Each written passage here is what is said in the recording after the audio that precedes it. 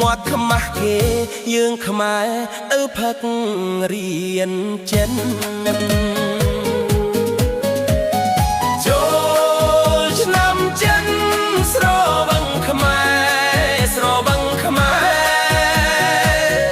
បងអូនចិនចិនហៅខ្មែរទៅផឹករៀនចិនពួកម៉ាស់ចាក់ខែមជុលដាច់សាច់ស្អាតហាក់ដល់ដេកស្អាតសុំតោមេមេ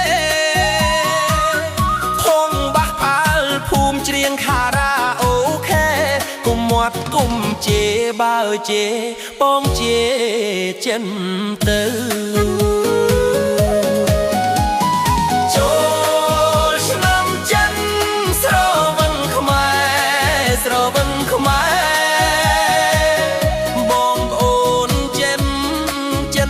ខ្មែរទៅផឹករៀនចិន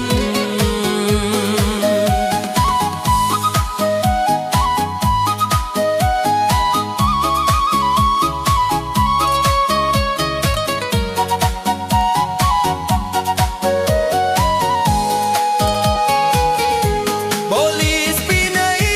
ស្រវឹងនេះអូ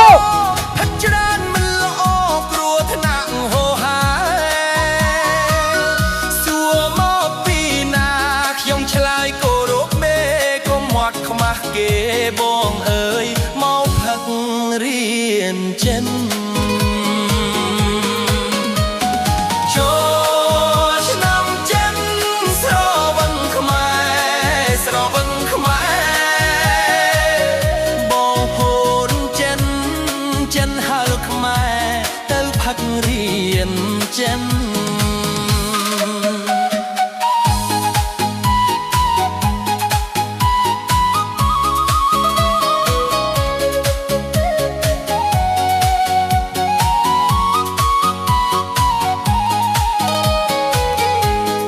ទេបីធ្នេបែកមាត់ផ្លាត់ឆ្អឹងខ្ញុំលើកផឹងផឹងស្រវឹងតាបែសួរមកពីណាមិនធ្លាក់ភ្នែកថ្លែក៏មាត់ខ្មាស់គេពេកអើយមកផឹករៀនចិន